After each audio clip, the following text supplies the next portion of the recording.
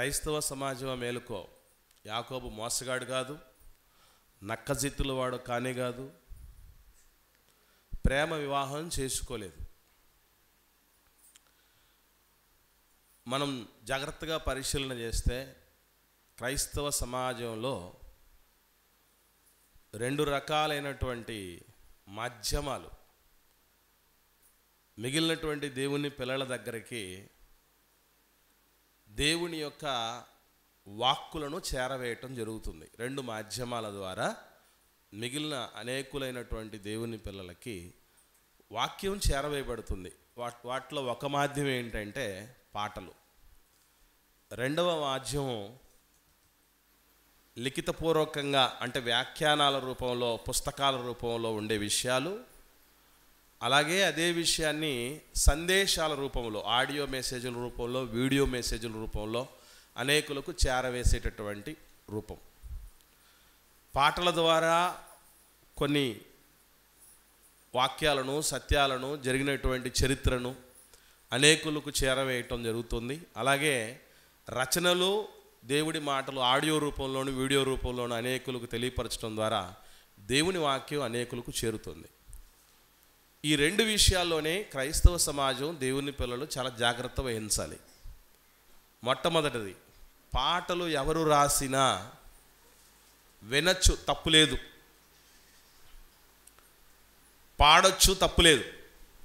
కానీ సమస్తమును పరీక్షించండి, దానిలో నుంచి మేలైన దానిని చేపట్టని నేను చెప్పినట్టు దేవుడు. పాట వినేటప్పుడు పరీక్షగా వినాలి. అలాగే దేవుడి మాట వినేటప్పుడు కూడా, చదివేటప్పుడు కూడా పరీక్షగా చదవాలి. ఏమిటి పరీక్షగా చదవటం అని ఆలోచన చేయగలిగితే, సర్వసాధారణంగా ఈరోజు మనం నేర్చుకుంటున్న పాఠాన్ని బట్టి ఆలోచన చేస్తే, బైబిల్ గ్రంథంలో దేవుడే నీతిమంతులని, పరిశుద్ధులని, మహాత్ములని, దేవుడే సాక్ష్యం ఇచ్చినటువంటి వారి విషయంలో తప్పుడుగా ఎవరైనా పాట రూపంలో సమాచారాన్ని పంపిస్తున్నారా, తప్పుడుగా ఏదైనా వ్యాఖ్యానిస్తున్నారా, వాక్యంలో మాట్లాడుతున్నారా అనేది జాగ్రత్తగా పరిశీలన చేయాలి. ఇది తప్పుడు పని కాదు, తప్పుడు విధానం కాదు, వాక్యానుసారం కానిది అనే పరిస్థితి ఉండేది కాదు. ఎందుకంటే యేసుప్రభుల వారు సైతం, అపోస్తలులు సైతం ఏం చెప్పారు అని అంటే, మీరేం వింటున్నారో జాగ్రత్తగా చూసుకోండి అని చెప్పడం జరిగింది. అంటే వింటున్నది లేఖనాల్లో ఉందా లేదా, అలా ఉన్నదా లేదా అని. లేఖనాలలో నిత్యజీవం ఉన్నదని తలంచుచూ వాటిని మీరు పరిశోధన చెయ్యండి అని చెప్పడం జరిగింది. కాబట్టి ఇవన్నీ మనం జాగ్రత్తగా గమనించగలిగితే, ఆయా ఆత్మలను నమ్మక అవి దేవుని సంబంధమైనవో కాదో మీరు పరీక్షించండి అన్నాడు దేవుడు. ఎందుకు అనంటే, ఒక ఆహారాన్ని తీసుకునేటప్పుడు ఆహార పదార్థాలను శరీరాల్లోనికి వెళ్ళేది కదా అనే ఉద్దేశంతో ఎన్నో జాగ్రత్తలు తీసుకుంటాం. కొనేటప్పుడు జాగ్రత్తలు వహిస్తాం. మంచివి, ఆరోగ్యకరమైనవి అంటే 4 రూపాయలు ఎక్కువైనా పెట్టి తీసుకుంటాం. శరీరానికి ఆరోగ్యము, అనారోగ్యానికి కారకమైన ఆహార పదార్థాల విషయంలో మనం తీసుకునే జాగ్రత్తలు ఇవి. అలాంటిది ఆత్మకు ఆహారం దేవుడి మాట. ఆత్మను సజీవంగా నిలిపేదా, లేదా ఉన్న ఆత్మను కలుషితం చేసి నిర్జీవంగా మార్చేదా, జీవోత్సవంలా మార్చేదా అనేది వింటున్న దేవుడి మాటల మీద ఆధారపడి ఉంటుంది. బోధ రెండు రకాలు: ఆరోగ్యకరమైన బోధ, ఆరోగ్యకరము కాని బోధ, మేలు చేసే బోధ, కీడు చేసే బోధ, పరలోకానికి నడిపించే బోధ, నరకానికి నడిపించే బోధ, సంస్కరించే బోధ, సంస్కరించబడిన వాడిని పాడు చేసే బోధ. ఈ బోధల విషయంలో జాగ్రత్త వహించాలి ప్రతి వ్యక్తి. అది పాట రూపంలో ఉన్న, వ్యాఖ్యానం రూపంలో ఉన్న, సందేశం రూపంలో ఉన్న, ఖచ్చితంగా ఎవరు గుడ్డిగా అనుసరించటానికి లేదు, గుడ్డిగా తిరస్కరించటానికి లేదు. మీకు అర్థమవుతుందా? చాలామంది ఇంతగా పరీక్షించి, ఇన్ని జాగ్రత్తలు తీసుకొని, ఇంత సమయం కేటాయించి వాస్తవాలను గ్రహించి స్వీకరించాలి అంటే సోమరులై, విసుగు చెంది, ఓపిక నశించి ఏమంటారంటే, ఈ గొడవలల్లో ఎందుకు, పాటలే వినం, మేము పాటలే పాడం. వాక్యమే వినం, వ్యాఖ్యానాలే చదవం, వాక్యమే వినం అని అనుకుంటూ ఉంటారు. దానివల్ల మనకే ప్రమాదం. ఎక్కడన్నా ఆహారం విషమయమైందని వార్తలు వింటారు. అలాగని తిండి తినడం మానేస్తారా? చెప్పండి. ఆహారం విషపూరితమైందనేటువంటి విషయం, విషాహారాన్ని తిని చాలామంది అస్వస్థతకు గురయ్యారు, చాలామంది చచ్చిపోయారనే మాట విన్న తర్వాత మీరు అన్నం తినడం మానేస్తారా? తిండి తినడం మానేస్తారా? లేదంటే జాగ్రత్తగా ఉంటారా? జాగ్రత్త వహిస్తాం, ఎందుకంటే అది తినకపోతే మనం చస్తాం. ప్రాణాధారమగు ఆహారం అని రాయబడింది. శరీరానికి ప్రాణం ఎంత అవసరమో ఆత్మకు జీవం అంత అవసరం. జీవవాక్కులైన దేవుడి మాటల్లో ఉంది. అలాగని వినబడుతున్న ప్రతి మాటలో జీవం ఉంటుందని అనుకోకూడదు. అది నేను చెప్పే మాట. ఎందుకు ఈ మాటలు చెప్తున్నానంటే, ముందుగా పాటల్లో ఏం మాట్లాడుతున్నారు, ఏం చెప్తున్నారు, ఏం విషయం ఇస్తున్నారు యాకోబు గారి విషయంలో అంటే, కొన్ని రకాలైన పాటలు మనం వింటూ ఉంటాం. యాకోబు గారి గురించి ఏమని చెప్పడం జరిగిందంటే, మీరు ఇంటికి వెళ్ళిన తర్వాత ఈ మెసేజ్ అంతా విన్న తర్వాత ఇంటికి వెళ్ళేటప్పుడు యూట్యూబ్లో సెర్చ్ చేయండి. అబ్రహాము దేవుడా, ఇస్సాకు దేవుడా అనే పాట ఉంది, గుర్తుందా? ఆ పాటలో చరణం ఏంటంటే, యాకోబు మోసగాడై తండ్రి ఇంటిని వీడిచ్చెను అని ఉంటుంది. అంటే యాకోబు ఎవరట? మోసగాడు అని ఎవరు చెప్తున్నారంటే, ఒక వాక్య రూపంలో కానీ, వ్యాఖ్యానం రూపంలో కానీ, లేదా ఆడియో మెసేజ్ రూపంలో కానీ, వీడియో మెసేజ్ రూపంలో కానీ ఉండేది 10 మందికి చేరటం కంటే, చేరే స్పీడ్ కంటే, అందరికీ చేరేటువంటి వేగం కంటే పాట రూపంలో ఉన్న విషయం అనేకులకు చేరుతుంది. పాటలో శ్రావ్యం ఉంటుంది, విషయం అంతా కుదించబడి ఉంటుంది, సంగీతం ఉంటుంది, మంచి వ్యక్తి పాడడం జరుగుతుంది, దానికి ఒక స్వరకల్పన ఉంటుంది, అన్నీ మేళవించబడతాయి. కనుక మనకు పాట అంటేనే అందరికీ చాలా ఇష్టం. అఫ్కోర్స్ మనలాంటి సత్యం తెలిసినటువంటి వాళ్ళకైతే తక్కువ పాటలు విని, తక్కువ పాటలు పాడి, ఎక్కువ దేవుడి మాటలు వినాలి అన్నటువంటి తపన మనకు ఉంటుంది. అది అందరికీ ఉండదు. నేను ఇంతకుముందు ఒకసారి చెప్పాను, భీమవరానికి వెళ్ళాను పరిచయం చేయటానికి. అది లూథరన్ సంఘం. రాత్రి 7 గంటలకు మొదలుపెట్టారు పాటలు రాత్రి 7 గంటలకు మొదలుపెట్టారు. నాకు మైక్ వచ్చే సమయానికి అర్ధరాత్రి 12:30. 7 గంటలు మొదలుకొని 12:30 గంటల వరకు అసలు ఆ క్వయరు, ఆ మ్యూజిక్లు, అవన్నీ చూస్తే, అక్కడ అరేంజ్మెంట్స్ చూస్తే చర్చ్ బిల్డింగ్ పైన ఏర్పాటు చేశారు. ఆ చర్చ్ బిల్డింగ్ ఎంత ఉంటుందంటే మనలాంటి చిన్నది కాదు, కొన్ని వేల మంది ఈజీగా కూర్చోవచ్చు అక్కడ, అంత పెద్దది. అక్కడ పెట్టిన అరేంజ్మెంట్స్ ఇవన్నీ చూస్తే మనకు అప్పుడప్పుడు డిస్కోథెక్కులు అలాంటివన్నీ ఉంటాయి చూసారా, అంతకంటే బాగుంటుంది. ఇది పాడి పాడి పాడి పాడి పాడి అలుపొచ్చి నాకు ఇచ్చారు వాక్యం. అప్పుడు నిర్వాహకుడు వచ్చిందే ఒక్క రోజులో కూడా మరలా ఏంటి, పగలంతా కాదు, పగలంతా నన్ను పక్కన పెట్టేసి రాత్రి 7 గంటలు మొదలుపెట్టి, అప్పుడైనా ఏమన్నా మైక్ ఇస్తారేమో, ఒక 3 గంటలు 4 గంటలు మాట్లాడదాం అనుకున్నాను నేను. అసలే సత్యవాక్యం అలా లోపల, అంటే దేవుడి మాటలు అలా ఉండిపోతే అవి పొంగి పొరలాలన్నటువంటి ఆలోచనలో ఉంటాం మాలంటోళ్ళు. ఇవాళ 12:30కు మైక్ ఇచ్చిన తర్వాత, సార్ కొంచెం స్వీట్ అండ్ షార్ట్ అంటున్నాడు. అంటే 12:30కు మైక్ ఇచ్చిన తర్వాత కూడా 7 గంటల నుంచి మొదలుపెట్టి 12:30 వరకు పాడి, అప్పుడు కూడా తొందరగా ముగించాడు అన్నారు. ఇలాంటి, అంటే ఈ పాటల మీద పిచ్చి ఇక్కడే కాదు, ప్రపంచవ్యాప్తంగా ఎక్కువగా పాటల మీద ఉన్నటువంటి గురి దేవుడి వాక్యం మీద ఉండదు.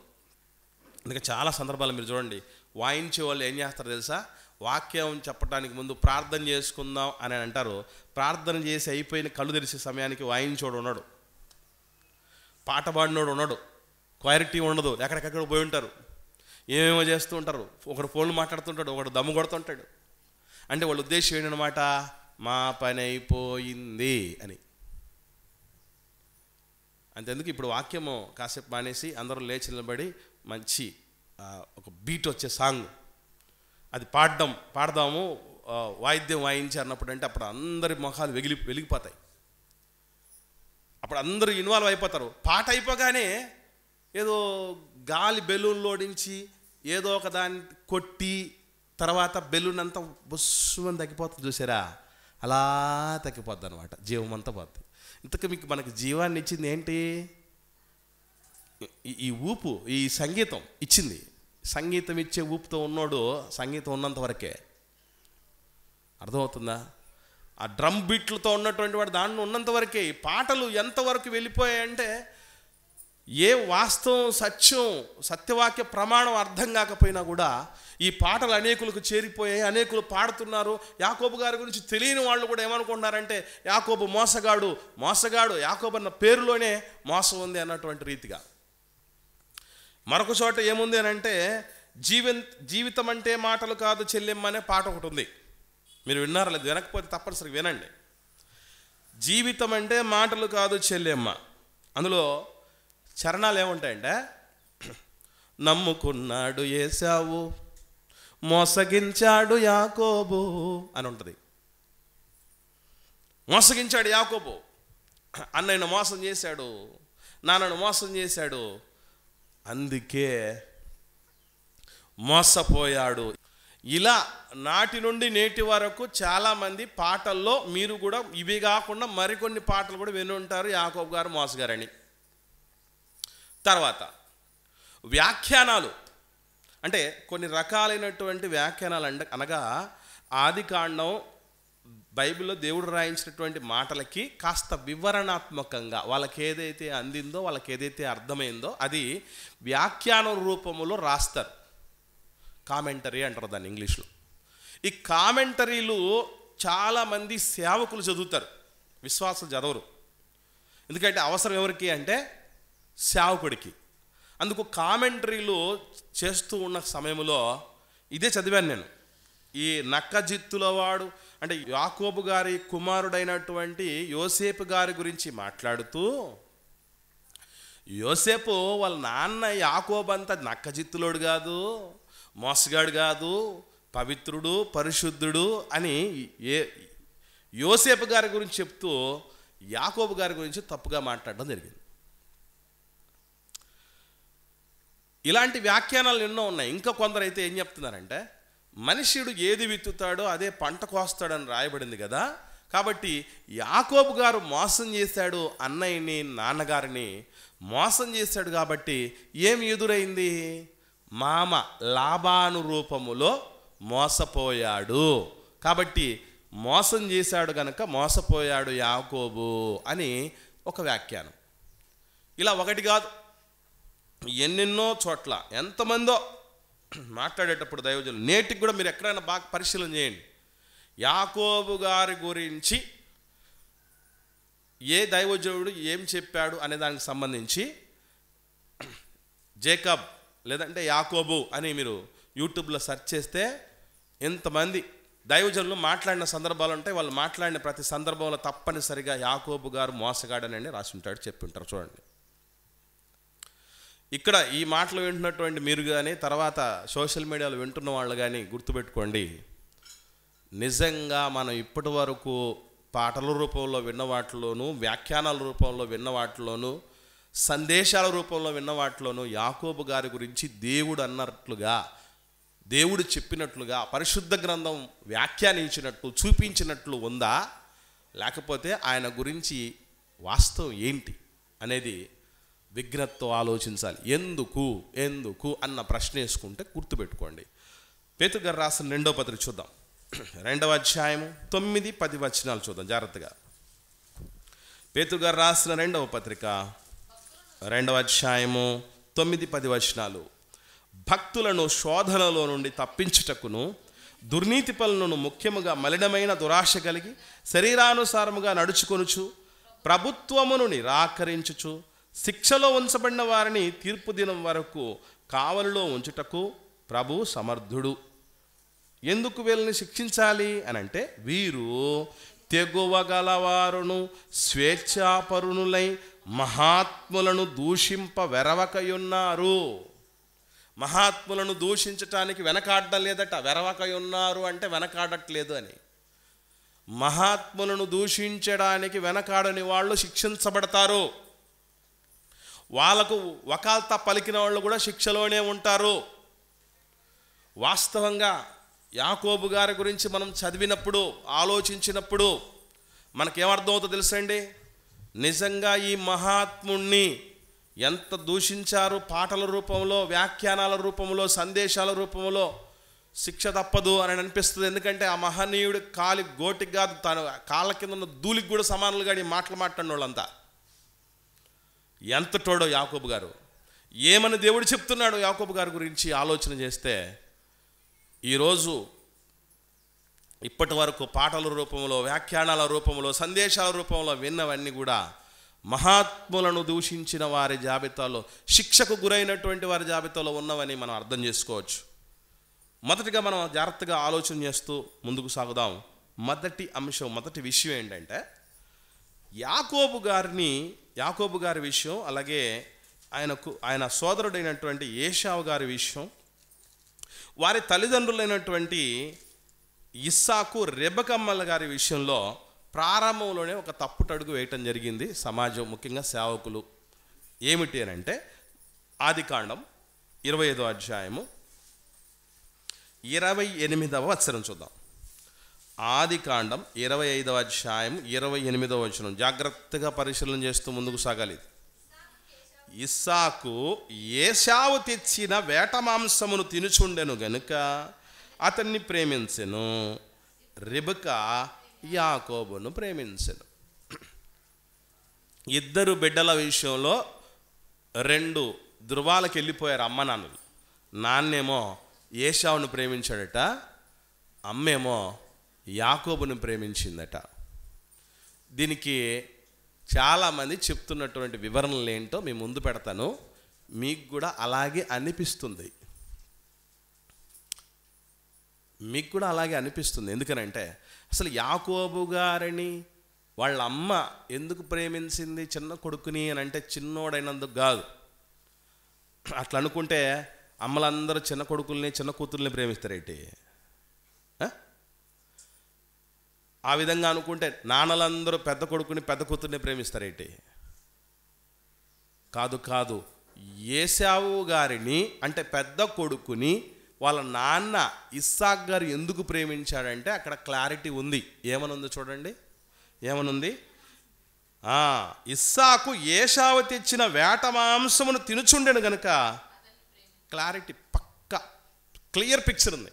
ఏశావు గారిని తండ్రి అయినటువంటి ఇస్సాక్ గారు ఎందుకు ప్రేమించాడంటే ఇష్టమైన వేట మాంసం తెస్తున్నాడు అని ఉంది. కానీ అమ్మ ఎందుకు ప్రేమించింది చిన్నోడిని అని ఉందా? చదవండి అక్కడ, మళ్ళీ ఒకసారి చదువుదాం. 25వ అధ్యాయము ఆదికాండం 28వ వచనంలో 2వ మాట, రెబెకా యాకోబును ప్రేమించెను. యాకోబును రెబెకమ్మ ప్రేమించిందని చెప్పగానే వ్యాఖ్యానకర్తలు, సేవకులు, పండితులు ఊరికే ఉంటారా? ఆయన నాన్నెందుకు ప్రేమించాడో కొడుకుని ఉంది, పెద్ద కొడుకుని. అమ్మ ఎందుకు ప్రేమించిందో చిన్న కొడుకుని లేదు. అయినా ఊరుకోం. ఎక్కడెక్కడ దాక్కున్న, కలుగుల్లో దాక్కున్న ఎలకలన్నింటినీ బయటకు తీసుకొస్తా అన్నట్టు 27వ వచనం చూడండి. ఆ చిన్నవాడు ఎదిగినప్పుడు ఏశావు వేటాడుట యందు నేర్పరి అయి అరణ్యవాసిగా నుండెను. యాకోబు సాధువై గుడారముల్లో నివసించుచుండెను. అన్నేమో బయట ఉన్నాడు, కొడుకేమో ఇంట్లో ఉన్నాడు. ఇంట్లో కొడుకుతో పాటు ఎక్కువ ఎవరు ఉంటారు? అమ్మ ఉంటుంది. కాబట్టి అమ్మకి ఎప్పుడు హెల్ప్ చేస్తూ ఉంటాడు కనుక అమ్మ చేసే పనులలో అందుకు అమ్మ ప్రేమించింది అన్న వ్యాఖ్యానం వచ్చింది. అది బైబిల్లో దేవుడు చెప్పలేదు సుమా, మనోళ్ళు అల్లిన అల్లికే. సేవకులు అల్లిక చేశారంటే అన్ని చోట్ల జిగిబిగి ఉంటాయి, గజిబిజిగి కూడా ఉంటాయి. జిగిబిగి గజిబిజిగి కూడా ఉంటుంది. అది గమనించాలి మనం. ఇక్కడ బాగా ఆలోచన చేయగలిగితే యాకోబు గారిని చిన్న కొడుకుని అమ్మ ఎందుకు ప్రేమించింది అన్నది చాలామందికి తెలియదు. కానీ ఇద్దరు ఏం చేశారంటే పక్షపాతము చూపిన తల్లిదండ్రులు. టైటిలు ఇస్సాక్ గారి గురించి, రెబెకమ్మ గారి గురించి, బిడ్డల ఎడల పక్షపాతము చూపిన తల్లిదండ్రులు అని అంటే నోటికి ఏది వస్తే అది. ఇది ఎంతవరకు మహనీయులు వాళ్ళు. దేవుడు నేను అబ్రహాము, ఇస్సాకు, యాకోబుల దేవుణ్ణని ఎంతగా చెప్పుకుంటాడు. ఈ ప్రపంచంలో గుర్తుపెట్టుకోండి, ఒక మనిషి పేరిట ఒక వీధి పుట్టు ఉంటుంది, ఒక ఊరు పుట్టు ఉంటుంది, ఒక రాష్ట్రమే పుట్టుండొచ్చు మహా అంటే. కానీ దేశం ఒక వ్యక్తి పేరిట ఉందంటే అది ఎవరి పేరిట కాదు, వన్ అండ్ ఓన్లీ యాకోబు గారి పేరిట. క్లియర్ కట్గా ఏమాత్రం డౌట్లు ఏమి లేకుండా, అనుమానాలు ఏమి లేకుండా, సైడ్ ట్రాక్లు ఏమి లేకుండా క్లియర్గా ఉన్నటువంటిది ఇశ్రాయేల్ దేశం. ఇశ్రాయేల్ గారి పేరు మీద ఉండేది.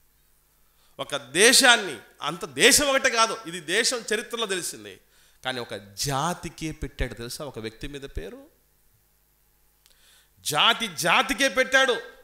అబ్రహాం గారి పేరిట కాదు జాతి ఉన్నదే, ఇస్సాకు గారి పేరిట కాదు జాతి ఉన్నదే, యాకోబు గారి పేరిట. యాకోబు గారికి మార్చినటువంటి ఇశ్రాయేలు పేరిట ఇశ్రాయేలీయులు అని పేరు వచ్చి. ఊరికే వస్తుందా అండి? ఊరికే వస్తుందా? అసలు అమ్మ ఎందుకు ప్రేమించింది అనుకుంటున్నారు చిన్న కొడుకుని?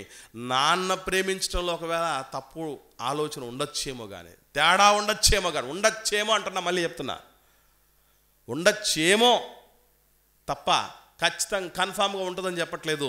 కానీ చిన్న కొడుకుని మాత్రం అమ్మ ప్రేమించటం వెనక చాలా గొప్ప కారణం ఉంది. అదేంటనుకుంటున్నారు? లోపలే ఇద్దరు ఉన్నారు, కవల బిడ్డలు ఉన్నారు. దేవుడు వాళ్ళకి గర్భఫలాన్ని దయచేస్తున్నారు. వాళ్ళ మనవిని ఆలకించి, ఇస్సాకు గారి మనవిని, రెబెక్కమ్మ గారి మనవిని ఆలకించి 2 జనపదాలను తీసుకుని వస్తున్నాడు. వాళ్ళిద్దరు లోపల పెనుగులాడుకుంటున్నారట.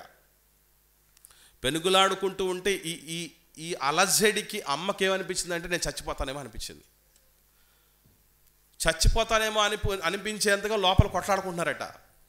ఈ ప్రపంచానికి తెలియని సత్యం ఏంటంటే, బయటికి వచ్చి కొట్లాడుకు వస్తుందేమో ప్రపంచం అనుకుంటున్నారు. కాదు, అమ్మ కడుపులో కూడా ఇద్దరున్నప్పుడు కొట్లాడుకునే వాళ్ళు కూడా ఉంటారు. కలిసిమెలిసి చక్కగా ఉన్నటువంటి వాళ్ళు ఉంటారు.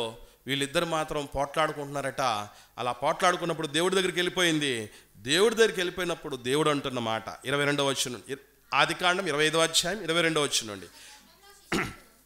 రెబెక్కమ్మ గర్భములో శిశువులు ఒకరితోనొకరు పెడుగులాడరు గనక ఆమె, ఇలాగైతే నేను బ్రతుకుట ఎందుకని అనుకుని ఈ విషయమై యెహోవాను అడుగ వెళ్ళెను.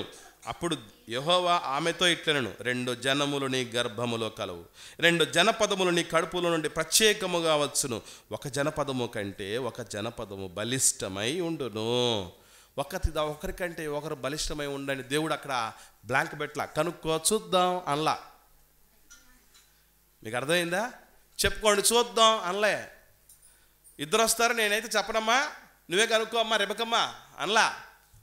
పక్కా క్లియర్గా ఏమన్నాడు? కిందికి వస్తే పెద్దవాడు మీన్స్ ఏశావు, చిన్నవాడు మీన్స్ యాకోబుకి దాసుడవుతాడు. ఇక్కడ పట్టుకుంది తల్లి రెబెక్కమ్మ, ఇక్కడ పట్టుకుంది. దేవుడు చెప్పిన ప్రవచనం ఇది దేవుడు సంకల్పించింది. దేవుడి ఉద్దేశం ఏంటి అంటే, పెద్దవాడు చిన్నవాడికి దాసుడవ్వాలి అని సంకల్పించింది. అందుకే ప్రేమించింది చిన్నోడిని. ఎందుకు ప్రేమించిందంటే, దేవుడే మెచ్చి పెద్దోడి కంటే చిన్నోడిని గొప్ప చేసాడు అంటే దేవుడు సంకల్పానికి కాదు నిన్ను కొమ్ము కాయాల్సిందే. దేవుడి సంకల్పానికి కాదు నేను కొమ్ము కాయాల్సిందే అనుకున్నది. అలాగే ఏశావు గారిని దీవించాలి అని అనుకున్నప్పుడు అమ్మే గదు పంపించేది నాన్న దగ్గరికి. నాన్న నువ్వు వెళ్ళు అనేటటువంటి పంపిస్తుంది. చాలాసార్లు అక్కడ యాకోబు గారు కూడా ప్రతిఘటిస్తాడు, వద్దమ్మా, మా నాన్న ఆశీర్వాదం కోసం పంపుతున్నావు, నన్ను కనుక్కున్నాడంటే, ఎందుకంటే మా అన్నయ్యకి రోమాలు ఉన్నాయి, నేను నున్నని వాడిని ఈజీగా కనుక్కుంటాడు నాన్న, అప్పుడు నాకు ఆశీర్వాదం సంగతి దేవుడు ఎరుగు, నాకు శాపమే వస్తుంది తల్లి, నన్ను వదిలే అంటే, వద్దు నాన్న, ఆ శాపం మీద నా మీదకి వస్తుంది. ఎందుకని అనుకున్నారు ఆ మాట? ఇక్కడ కూడా చిన్న కొడుకుతో కలిసి అమ్మ కుమ్మక్కై ఇద్దరు కలిసి నాన్నను మోసం చేశారు. ఏమంటే మోసం చేసేవాడండి ఆశీర్వాదం తీసుకుంటాడండి? కొట్టేస్తారండి అసలు. మోసం చేసి ఆశీర్వాదం కొట్టేయాలనుకుంటే ఇక్కడ ఆశీర్వదించబడిన వాళ్ళు ప్రపంచంలో ఎంతమంది ఉంటారు అంటున్నారు చెప్పండి? ఒకరి ఆశీర్వాదాన్ని దొంగలించి మోసం చేసి తీసుకోవటం అనేది చరిత్రలో ఎప్పుడు జరగదు. ఆశీర్వాదానికి అట్టి దౌర్భాగ్య పరిస్థితి ఉండదు. గుర్తుపెట్టుకోండి, ఎవరి ఆశీర్వాదం వాళ్ళదే, ఎవరు దొంగలించలేరు. ఎవరు మోసం చేసి తీసుకెళ్ళటానికి అది భౌతికమైనటువంటి డబ్బా, ధనమా, భూమా, ఆశీర్వాదం అర్హత కలిగిన వాళ్ళకు వస్తుంది. మోసం చేస్తే తీసుకుపోయేది కాదు. ఏది నాకు వచ్చిన ఆశీర్వాదం ఎవడన్నా మోసం చేసి తీసుకెళ్ళండి నాకు చూద్దాం. మరి మీకున్న ఆశీర్వాదం ఎవడన్నా మోసం చేసి తీసుకోమని చెప్పండి. ఏంటను అసలు ఎలా ఆలోచన చేశారో ఏమో, మొత్తానికి పొరబడుతున్నారు. అమ్మ చెప్పింది గనుక అమ్మ మాటను కాదని లేక వెళ్ళిపోయి నాన్న దగ్గర ఏశావు నువ్వేనా నాయన అన్నా కూడా నేనే అన్నాడు. అక్కడ కూడా యాకోబు గారు అబద్ధం చెప్పాడు అనుకుంటున్నారేమో, పొరపాటు. ఎందుకనంటే ఆల్రెడీ ఒక ఇన్సిడెంట్ జరిగింది ఇంతకు మునిపే. ఏమిటా ఇన్సిడెంట్ ఒకసారి చూద్దాం. ఆదికాండము 25వ అధ్యాయం, ఆదికాండము 25వ అధ్యాయము 29వ వచనం నుండి చూద్దాం. 29వ వచనం నుండి చూద్దాం. జాగ్రత్తగా పరిశీలన చేయాలి మనం. ఏమిటది అంటే చదువుదాం. ఒకనాడు యాకోబు కలగూర వంటకము వండుకొనుచుండగా ఏశావు అలసిన వాడై పొలములో నుండి వచ్చి, నేను అలసి ఉన్నాను, ఆ ఎర్రగానున్న దానిలో కొంచెము దయచేసి నాకు పెట్టుమని అడిగాను. అందుచేత అతని పేరు ఎదోము అనబడెను. అందుకు యాకోబు, నీ జ్యేష్ఠత్వమును నేడు నాకిమ్మని అడుగగా. ఇప్పుడు అసలు యాకోబు గారిలో చాలా నెగిటివిటీని ఆలోచన చేసేటువంటి క్రమంలో ఏం ఆలోచన చేస్తారంటే, అసలు ఒక తిండి అన్నయ్యకి పెట్టడానికి ఎక్కడికి తెగించాడు రాయుడు, ఎంత తెగించాడురా అని అనుకుంటూ ఉంటారు. ఇప్పుడు నాకు తెలియని ప్రశ్న ఏంటంటే, ఇంత తెగింపు చేస్తున్నాడు, ఇంత అన్యాయం చేయబోతున్నాడు, ఇంత కుట్ర దాగుందని ప్రత్యక్షంగా అక్కడున్న అన్నకు తెలియదా? ఈరోజు మనకు అర్థమైంది. ఓ అమ్మ ఎంత మోసం చేశాడు, ఎంత అన్యాయం చేస్తాడు యాకోబు. అన్నయ్య మనము నెత్తినూరు కొట్టుకుంటూ ఉంటే దగ్గరే ఉన్నటువంటి అన్నయ్య మాత్రం ఏమంటున్నాడంటే చూడండి, ఏశావు 32వ వచనం, నేను చావబోచున్నాను కదా, జ్యేష్ఠత్వము నాకెందుకు అన్నాడు. అసలు చచ్చిపోతున్నాడు. ఒక పూట తినకపోతే చచ్చిపోతారా? అక్కడితో ఆగలే. నేడు నాతో ప్రమాణము చేయమనను. అతడు యాకోబుతో ప్రమాణం చేసి అతని జ్యేష్ఠత్వమును అమ్మివేయగా, ఇప్పుడు యాకోబు గారి విషయంలో దేవుడు ఇక్కడ కానీ మరెక్కడైనా కానీ ఎంత దుర్మార్గం చేశాడు, ఎంత అన్నను అమాయకుణ్ణి చేసి తన జ్యేష్ఠత్వాన్ని కాజేశాడని దేవుడు రాయలేదు, దేవుడు చెప్పలేదు. వీళ్ళు అనుకున్నారు, ఎంతోమంది అనుకోవచ్చు, తప్పలేదు. కానీ దాని విషయంలో దేవుడు స్థాపించాడా లేదనేది ముఖ్యం. చూడండి దేవుడు ఏం మాట్లాడుతున్నాడు 34వ వచనంలో, యాకోబు ఆహారమును చిక్కుడుగాయల వంటకమును ఏశావుకిచ్చెను, అతడు తిని త్రాగి లేచిపోయెను. అట్లు ఏశావు తన జ్యేష్ఠత్వమును కాదనుకున్నాడెవడు? అసలు మీకు విషయం తెలుసా? దేవుడే ఏశావు ఇట పోగొట్టుకునేవాడని, నిలకడలేనోడని, భ్రష్టుడని, వ్యభిచారపు లక్షణం కలిగినటువంటి వాడని, వ్యభిచారి అని రాయబడింది తెలుసా? ఒకసారి హెబ్రీయులకు రాసిన పత్రిక చూద్దాం. హెబ్రీయులకు రాసిన పత్రిక 12వ అధ్యాయం 16-17 వచనాలు. ఒక పూట కూటి కొరకు తన జ్యేష్ఠత్వపు హక్కును అమ్మివేసిన ఏశావు వంచి భ్రష్టుడైన వ్యభిచారి అయినా ఉండునేమో అని జాగ్రత్తగా చూసుకోండి అన్నాడు. జాగ్రత్త పడండి అని యాకోబు లాంటి మోసగాళ్ళు ఉంటారు. జాగ్రత్త అని దేవుడే చెప్పి ఉండేవాడు నిజంగా యాకోబు మోసగాడు అంటే. కానీ ఏశావు అమ్ముకున్నోడిది, తృణీకరించుకున్నోడిది. అసలు జ్యేష్ఠత్వం అంటే ప్రాణప్రదంగా ఎంచుకోవలసిందే. రెట్టింపు భాగం నాన్న ఆస్తిలో కానీ, గౌరవంలో కానీ, ఏ విషయంలో కానీ, ఏ ఇష్యూ జరిగినా పెద్ద కొడుకును ముందు పెట్టుకొని అన్నీ చేయాలి. ఇప్పటికీ మనం చూస్తున్నాం సమాజంలో పెద్ద బిడ్డ కొడుకు కానీ కూతురు కానీ అసలు వాళ్ళ స్థానం వేరు. మంచికైనా చెడుకైనా వాళ్ళ దగ్గర కూర్చోబెట్టుకొని, బిడ్డ ఇట్లుంది పరిస్థితి, ఏంట్రా, ఏం చేద్దాం, ఏం నాయనా ఏం చేద్దాం అని అడుగు డెసిషన్ తీసుకుంటారు. అలాంటి స్థానం అనేది పెద్దవాడికి ఇచ్చినటువంటి పరిస్థితి. ఎస్పెషల్లీ పాత నిబంధన గ్రంథంలో జ్యేష్ఠత్వం అంటే మామూలు విషయం కాదు. జ్యేష్ఠుడే సింహాసనం మీద నాన్న ఉంటే ఫస్ట్ ప్రియారిటీ ఎవరికి ఉంటుంది తెలుసా? సింహాసనం ఎక్కడానికి పెద్ద కొడుకే. యాజకుడైతే పెద్ద కొడుకే తిరిగి యాజకుడు అవ్వాలి. ప్రవక్త అయితే వాళ్ళందరూ అర్హత కలిగినటువంటి వాళ్ళగా ముందుగా వాళ్ళనే పెట్టాలి. అలాంటి భాగ్యం ఉంటే దాన్ని ఒక పూట ఆకలిని ఆపుకోలేని పరిస్థితుల్లో పోగొట్టుకున్నాడంటే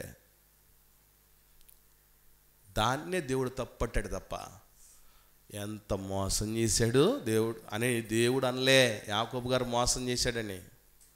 ఉన్నదాన్ని అమ్మేసుకున్నటువంటి వాడు, నాన్న నిన్ను దీవించాలరా ఏశావు, నేను చావబోతున్నాను, నాకు ఇష్టమైనటువంటి ఆహారాన్ని తీసుకురా బిడ్డ అని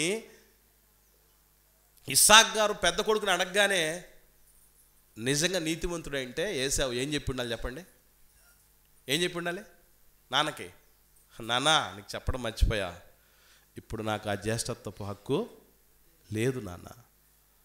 తమ్ముడు ఈ విధంగా ఇన్సిడెంట్ జరిగినప్పుడు నేనే ఒక పూట ఆకలికి తట్టుకోలేక భ్రష్టున్నై వ్యభిచారినై పోగొట్టుకున్నాడు. ఇప్పుడు నేను దీన్ని పొందుకోవడానికి అర్హుణ్ణి కాదు, తమ్ముడిని ఆశీర్వదించి ఏమన్నా ఆశీర్వదించాలి. ఇప్పుడు జ్యేష్ఠుడు వాడే అని చెప్పున్న చరిత్ర వేరే విధంగా ఉండేది. కానీ నాకు ఇష్టమైన భోజన పదార్థాలను తీసుకురా నాయన అంటే పొలోమని వెళ్ళిపోయాడు. మళ్ళీ ఆశీర్వాదం అమ్మేసుకున్నాడు, కాదనుకున్నాడు. మీకు బాగా అర్థం కాదని చెప్తాను. మీ ల్యాండ్ పెద్దోళ్ళే అనుకుందాం కాసేపు. మీరు మీ దగ్గర ఉన్నటువంటి ల్యాండ్ ఎంతైనా కావచ్చు, చిన్నోడికి అమ్మేశారు, మీ తర్వాత వాళ్ళకి అమ్మేశారు. అమ్మేసిన తర్వాత వాడిచ్చినటువంటి ఏదైతే మీరు ఇష్టపడ్డారు, ఇద్దరికి సమ్మతి అయిపోయింది, కొంత డబ్బు కొంత పైకం వాళ్ళకి ఇవ్వటం జరిగింది. ఇది తినేసి అమ్మేయడం ద్వారా వచ్చిందాన్ని తినేసి ఇప్పుడు మళ్ళీ ఆ ల్యాండ్ నాదిరా నాకు ఇవ్వాల్సిందే అని అనుకోండి. పెద్దోడు వచ్చి, వాడు పెద్దోడు చెడ్డోడు. ఎందుకంటే ఆల్రెడీ అమ్మేసుకున్నాడు. అమ్మేసుకున్న తర్వాత మంద అవుద్దా? అమ్మేసుకున్న తర్వాత మంద అవుద్దండి. అది ఎవరికైనా అమ్మని, అమ్మేసిన తర్వాత మంది కాదు కదా, వదిలేస్తాం కదా మనం. కానీ నాన్నకు తెలియదు, తెలియకపోతే చెప్పాలి కదా. నీతిమంతుడైతే చెప్పాలి, చెప్పలే. యాకోబు ఎంత మంచివాడో తెలుసా? నాన్న ఏశావు నువ్వేనా అని అంటే నాన్నని ఏమాత్రం హట్టు చేయకుండా నేనే అన్నాడు. ఎందుకంటే ఈ తతంగం అంతా చెబితే నాన్న డిస్టర్బ్ అవుతాడు, రిస్క్ ఫేస్ చేస్తాడు. అమ్మ అంత పని చేశాడు, ఆ పిలువు నా కొడుకుని అని గట్టిగా మాట్లాడేసి ఉన్నది ప్రాణం కాస్త అప్పుడే పోగొట్టుకునే పరిస్థితులు వస్తాయి. ఇవన్నీ తెలిసే యాకోబు గారు నేను ఆ జ్యేష్ఠత్వానికి అర్హత కలిగినటువంటి వాడిని, ఇప్పుడు ఏశావు అంటే నేనే అని, నువ్వేనా నాయన ఏశావు అంటే నేనేం చెప్పాడు. అంతే తప్ప అక్కడ జరిగిన మోసమే లేదు. మీ తమ్ముడు కపటోపాయములతో వచ్చాడు నాయనా, నన్ను మోసం చేశాడు ముందు, ఇప్పుడు నిన్ను మోసం చేశాడు నాన్న అని ఇద్దరు లబోదీపం అంటారు. ఇద్దరు తేడానే, ఇద్దరు ఈ విషయంలో తేడాగా ఆలోచన చేశారు. ఎవరు? ఇస్సాకు గారు, ఏశావు గారు. కానీ ఇస్సాకు గారు మరలా ఏమైపోయాడంటే సెట్ అయిపోయాడు, అర్థం చేసుకున్నాడు విషయం. అందుకే చిన్న కొడుకును ఆశీర్వదించి సేఫ్గా. ఇప్పుడు మీకు విషయం చెప్పాలి, ఏశావు గారు చాలా కోపంతో ఉన్నాడు, చంపేద్దాం, నాన్న చచ్చిపోయిన తర్వాత ఈయన సంగతి చూద్దాం అనుకున్నాడా లేదా? చూడండి ఒకసారి 27వ అధ్యాయం ఆదికాండం 41వ వచనం చూడండి. 41వ వచనం, తన తండ్రి యాకోబుకి ఇచ్చిన దీవెన నిమిత్తం ఏశావు యాకోబు మీద పగబట్టాడు. మరియు ఏశావు, నా తండ్రిని గురించిన దుఃఖ దినములు సమీపంగా ఉన్నవి, అప్పుడు నా తమ్ముడైన యాకోబును చంపేస్తాను అనుకున్నాడు. అసలు పోగొట్టుకోవడమే తప్పు, పోగొట్టుకున్న తర్వాత మళ్ళీ ఆశీర్వాదం మళ్ళీ నాకు కావాలని రావడమే తప్పు. న్యాయబద్ధంగా తమ్ముడికి పోయిన తర్వాత పగబట్టడం ఇంకొక తప్పు. ఆ పగ కూడా ఎంత దాకా పోయేది? చంపేద్దాం అనుకునేంతవరకు వెళ్ళింది. ఎన్ని తప్పుల మీద తప్పులు చేస్తున్నాడు గమనించండి. ఇక్కడితో ఆగిపోలే. ఏశావు గారిని నేను ఏశావును ద్వేషించి తిని యాకోబుని ప్రేమించి తిని బోల్డ్ స్టేట్మెంట్ ఇచ్చాడు దేవుడు. పాత నిబంధనలో కొత్త నిబంధనలో డైరెక్ట్ స్టేట్మెంట్ ఇచ్చాడు. అంటే యాకోబు నేను ప్రేమించానంటే, ఇప్పుడు ఒకరు మోసపోయారండి అనుకుందాం కాసేపు. ఈరోజు మనం అనుకున్న దాన్ని బట్టి మోసపోయినాడు ఎవరు? అందరి దృష్టిలో ఉన్నటువంటిది మోసపోయినాడు ఎవరు? ఏశావు. మోసగించింది ఎవరు? యాకోబు. ఇప్పుడు నేను అడుగుతున్న ప్రశ్న, దేవుడైనా అమ్మ నాన్నలైనా ఎవరికి కొమ్ముగాయాలి? ఎవరిని ప్రేమించాలి? మోసపోయిన వాళ్ళని ప్రేమించాలా, మోసగించిన వాళ్ళని ప్రేమించాలా? మోసపోయిన వాళ్ళని ప్రేమించాలి. అంటే ఏశావుని ప్రేమించాలా అమ్మ నాన్నలు కానీ దేవుడు కానీ? ఎస్పెషల్లీ అమ్మ నాన్నలు వాళ్ళకు ఉన్నటువంటి ఆ పేగు బంధాన్ని బట్టి కాస్త అప్పుడప్పుడు అదుపు తప్పడానికి ఉంటుంది. అందుకే మంత్రులు ప్రమాణ స్వీకారాలు, ఎమ్మెల్యేలు ప్రమాణ స్వీకారాలు ఇప్పుడు విన్నారు ఎప్పుడన్నా? రాగద్వేషాలకు అతీతంగా అంటారు. రాగద్వేషాలకు అతీతంగా అంటే రాగద్వేషాలు ఎవరికి ఉంటాయంటే ఖచ్చితంగా ఒక కుటుంబం ఉన్న వాళ్ళకి ఉంటాయి. ఒక కుటుంబం ఉన్నటువంటి వాళ్ళకి ఉంటాయి. రాగం అంటే ప్రేమ. ప్రేమ అందరి మీద ఎక్కువ ఉంటుంది. ఎవరి మీద ఎక్కువ ఉండడానికి అవకాశం ఉండదంటే సొంత వాళ్ళ మీద ఉంటుంది. ద్వేషం ఎవరి మీద ఎక్కువ ఉంటుందంటే సొంత వాళ్ళు కాని వాళ్ళ మీద ఉండడానికి అవకాశం పుష్కలంగా ఉంటాయి. అది మానవ సహజంగా ఉన్నటువంటి పరిస్థితి. ఇలా రాగద్వేషాలలో ఆ చట్రంలో చిక్కుకొని కాస్త అటు ఇటుగా ప్రేమలు మారచ్చు, కానీ దేవుడి స్టాండ్ మారదు. దేవుడి స్టాండ్ ఎప్పటికీ మారదు. దేవుడు ఎందుకయ్యా నువ్వు ఏశావుని ద్వేషించావు, ఎందుకయ్యా యాకోబుని ప్రేమించావు అని అంటే, నిజంగా యాకోబు మోసగాడైతే మోసగాడిని ప్రేమించడం ఏంటి? ఏశావు మోసపోయింటే మోసపోయిన వాడిని ద్వేషించడం ఏంటి? ఎంత అన్యాయం ఇది! దేవుడు యాకోబు గారిని ప్రేమించిన ఉద్దేశం ఏంటో తెలుసా? ఒకసారి చూద్దాం. హెబ్రీయులకు రాసిన పత్రిక, అపోస్తలుడైన పౌలు గారు హెబ్రీయులకు రాసిన పత్రిక 1వ అధ్యాయం 9వ వచనం, నీవు నీతిని ప్రేమించితివి, దుర్నీతిని ద్వేషించితివి. అసలు ముందు ఏమన్నాడు? అటు పాత నిబంధనలో కొత్త నిబంధనలు ఏమంటాడంటే, నేను ఏశావును ద్వేషించాను, యాకోబుని ప్రేమించాను అంటాడు. ఇక్కడ చూస్తే ఏమంటున్నాడు? ఎందుకయ్యా నేను యాకోబుని ప్రేమించానంటే, యాకోబులో ఏముంది? నీతి ఉంది. యాకోబులో నీతి ఉంది, ఏశావులో దుర్నీతి ఉంది. అందుకే ఏశావును ద్వేషించాను, దుర్నీతిపరుడు గనక, యాకోబుని ప్రేమించాను, నీతిపరుడు గనక అని మాట్లాడుతున్నాడు. ఇకపోతే మరొక విషయం తేలాలి మనకి. అదేంటంటే, మోసం చేశాడు కాబట్టి అన్నయ్యని నాన్నగారిని మామ దగ్గర మోసపోయాడు అని అంటారు. బాగా ఆలోచన చేయండి.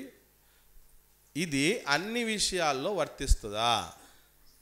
బాగా ఆలోచన చేస్తే నేను అడుగుతున్న ప్రశ్న జవాబు చెప్పండి. యోసేపు గారు అన్నల చేత మోసపోయాడు, అవునా కదా?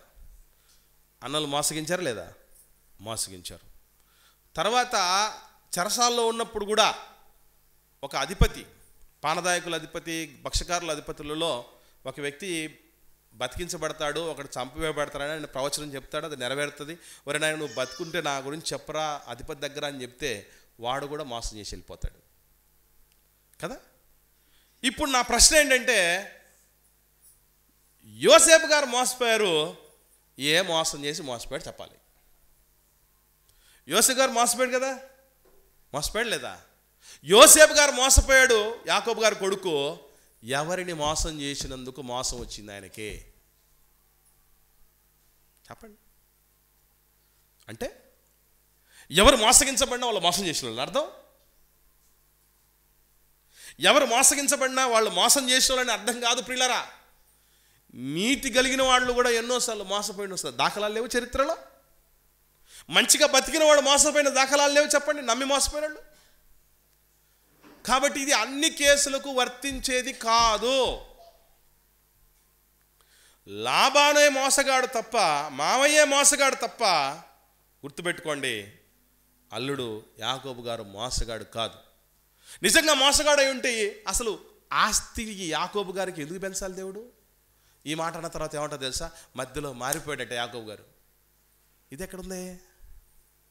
మధ్యలో యాకోబు గారు మారిపోయారట. ఈ చెవులో వచ్చి చెప్పారు దేవుడు వచ్చి. ఈ వ్యాఖ్యానాలు రాస్తున్నటువంటి వాళ్ళ చెవులో చెప్పారా? మారిపోయాడు యాకోబు అని. నెవర్. ఎక్కడ కానీ ఏశావుది తప్పని దేవుడు చెప్పాడు తప్ప యాకోబు గారి తప్పని చెప్పలే. యాకోబు మగసిరి గలవాడని చెప్పింది లేఖనం. యాకోబు గారు మగసిరి గలవాడు, మోసగాడు కాదు, నక్కజిత్తుల వారు అతలే కాదు. ఆయనకు ఆశీర్వాదం విలువ తెలుసు. అందుకే దేవుడితో పోట్లాడినప్పుడు కూడా, దేవుడు కొట్టినా కూడా ఏమి కోరుకున్నాడు ఆయన? నువ్వు నన్ను ఆశీర్వదిస్తే కానీ నేను వదిలిపెట్టనంటాడు. ఆశీర్వాదాల విలువ తెలిసినాడు. దేవుడు ఆశీర్వదిస్తే, దేవుడు కొట్టినా పర్వాలే, దేవుడు నన్ను హింసించినా పర్వాలేదు, దేవుడు నన్ను గాయపరిచినా పర్వాలేదు, నాకు మాత్రం ఆశీర్వాదం రావాలి. మీకు విషయం తెలుసో తెలీదో, ఎగ్జామ్స్ పోతున్న పిల్లలు నిన్ను నేను విడువను దేవా నీవు నన్ను దీవించు వరకు అని పాట పాడుతుంటారు తెలుసా? అసలు ఆ పాట ఎవరిని బేస్ చేసుకొని రాశారు తెలుసా? రచయిత యాకోబు గారిని బేస్ చేసుకొని రాసిందట. అది వదిలిపెట్లా, కాలు పట్టేసుకున్నాడంటే గట్టిగా. కాలు పట్టేసుకొని నువ్వు ఆశీర్వదిస్తావా లేదా? ఈరోజు మనల్ని ఎవరైనా, అసలు ఎవరు దేవుడు దాకా వద్దు, మన పిల్లలు ఎవరైనా సరే మనల్ని పట్టుకొని నువ్వు ఆశీర్దిస్తావా లేదా డాడీ అంటారా? ఆశిస్తావా లేదా? ఆశీర్వదిస్తావా లేదా కాదు, ఆశిస్తావా తస్తావా? ఆశిస్తావా లేదా అనేటువంటి దానికోసం పోరాడిన వాళ్ళు ఉన్నారు, కానీ ఆశీర్వదిస్తావా లేదా అని పోరాడినాడు ఒక్కడే. ఆయన ఎవరో కాదు, యాకోబు గారు ఆశీర్వాదం విలువ తెలిసినటువంటి వాడు. ఇకపోతే ఆఖరిది ఒకటి ఉంది, అదేంటంటే ప్రేమ వివాహం చేసుకున్నాండి. ప్రేమ వివాహాలకు ఇష్టపడుతున్న వాళ్ళందరూ కూడా, మరి ముఖ్యంగా క్రైస్తవులు, దేవుని పిల్లల్లో ఎవరైనా ఇష్టపడి పెళ్లి చేసుకున్న వాళ్ళందరూ కూడా సమర్థించుకోవడానికి వెతుకుతూ ఉంటారు బైబిల్లో విషయాలు. తెలుసా మీకు? ఇప్పుడు ఎవరి నోరైనా ఎలా మోయించాలంటే బైబిల్లో వచనాలు చెప్పి మోయించాలి. మరి ఏం చేద్దాం? అది సత్యవంతమైనది అయితే పర్లేదు.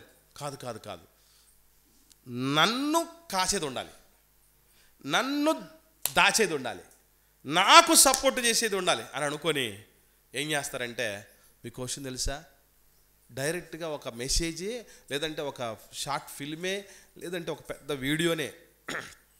వీడియోలతో బైబిల్లో మొట్టమొదటి లవ్ స్టోరీ, టైటిల్ పేరు తెలుసా? బైబిల్లో మొట్టమొదటి లవ్ స్టోరీ. ఇది ఎక్కడ ఉందో బాబు అనుకున్నాను నేను.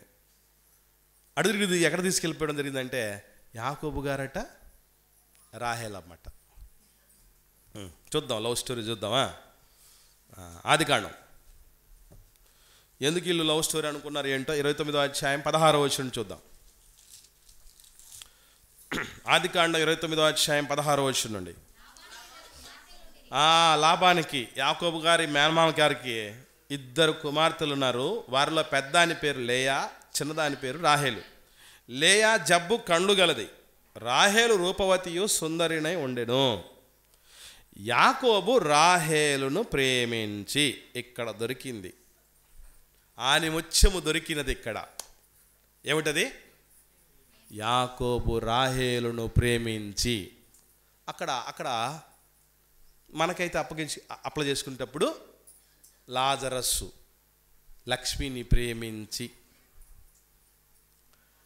మరి ప్రేమ పెళ్ళి ఇష్టపడే వాళ్ళు ఏమనుకుంటారంటే, యాకోబు గారి ప్లేస్లో యాకోబు గారిని తీసేసి, రాహేలమ్మ ప్లేస్లో రాహేలమ్మని తీసేసి, వీళ్ళ పేర్లు పెట్టుకొని, కొందరు నేను చూసా ఇళ్ళల్లో కూడా, మాది love marriage like Jacob and Rachel అన్నారు.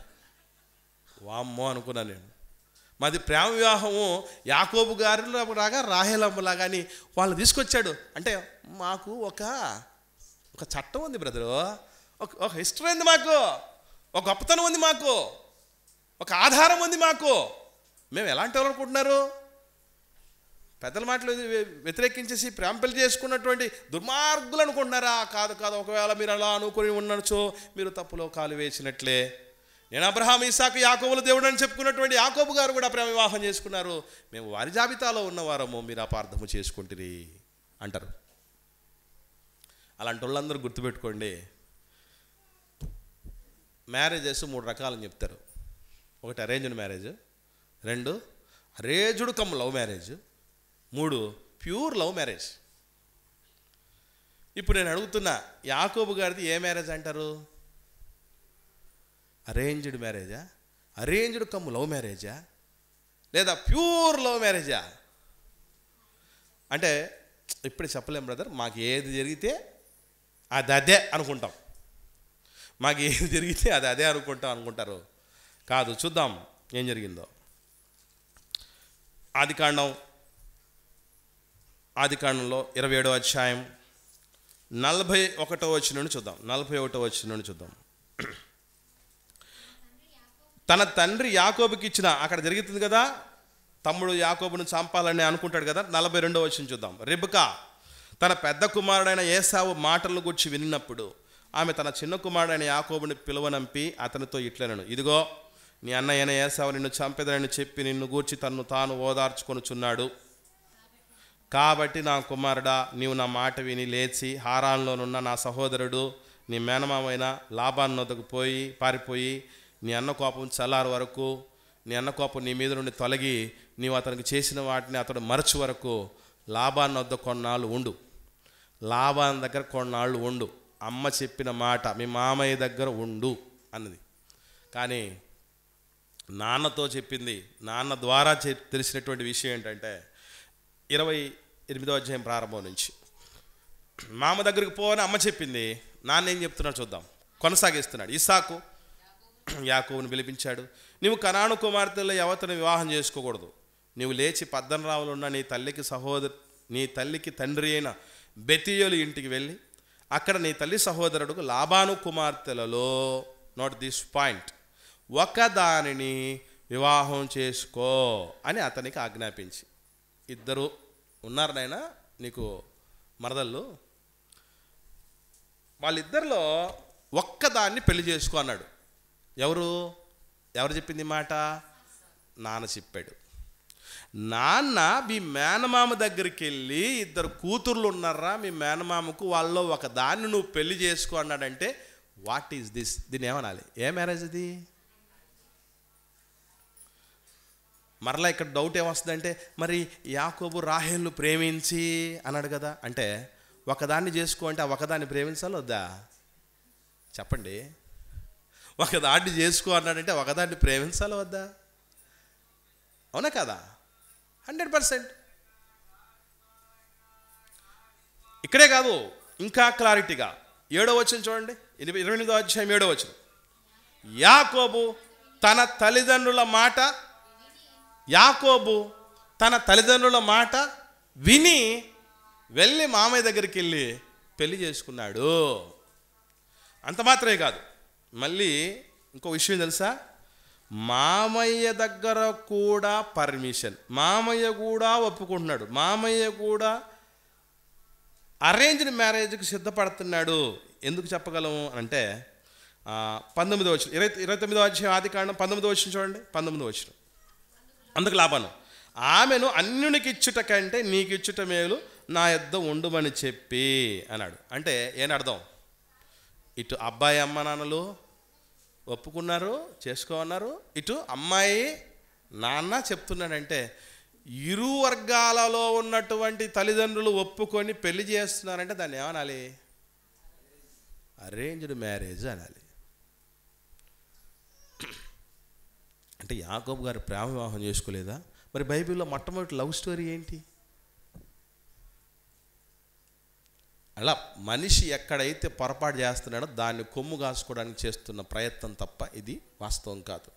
యాకోబు గారు తల్లిదండ్రుల చాటు బిడ్డ, అమ్మ నాన్న మాటలు కానీ దేవుడి మాటలు కానీ జబదాటివాడు కాదు.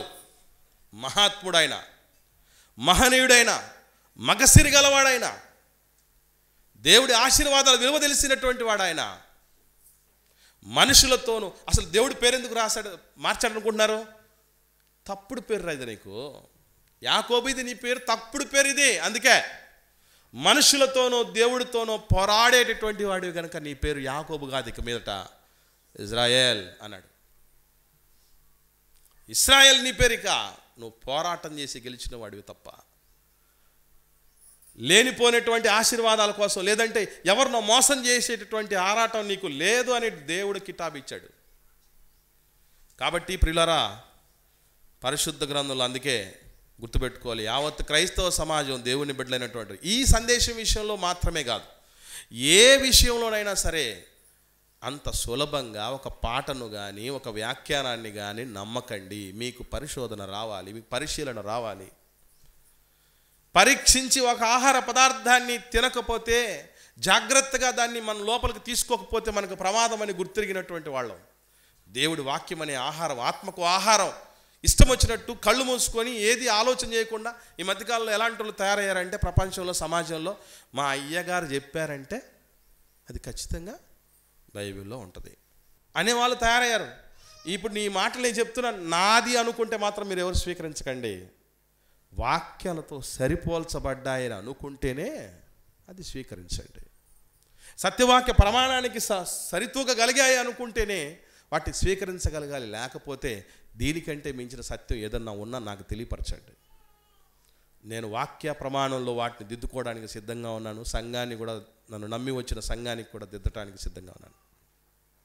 కాబట్టి యాకోబు మోసగాడు కాదు, జిత్తులు మారినవాడు కాదు, ప్రేమ వివాహం చేసుకోలేదు.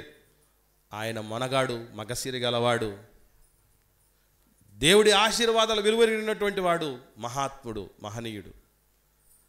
పితరుల జాబితాలో దేవుడు దేవదేవుడే నా అడ్రస్, కేర్ ఆఫ్ అడ్రస్ అని చెప్పుకున్నటువంటి ముగ్గురులలో వారసుడు. అసలు అబ్రహాము గారికి ఇచ్చినటువంటి వారసత్వానికి, ఆశీర్వాదానికి సమాన వారసులు అని చెప్పడం జరిగింది బైబిల్లో. అబ్రహాము గారికి ఇచ్చినటువంటి ఆశీర్వాదానికి సమాన వారసులు ఇస్సాకు గారు, యాకోబు గారు అని రాయబడిందండి. హెబ్రీ రాసిన పత్రిక 11వ అధ్యాయం కనపడుతుంది. కాబట్టి దయచేసి జాగ్రత్త పడదాం. సత్యమేదో తెలుసుకొని దానిలో మనం మసలుకుందాం. తద్వారా దేవుళ్ళకు పాత్రమవుదాం. ఆ మహనీయుల యొక్క ఆదర్శాల్ని మనం అందిపుచ్చుకుందాం. ప్రార్థిద్దాం.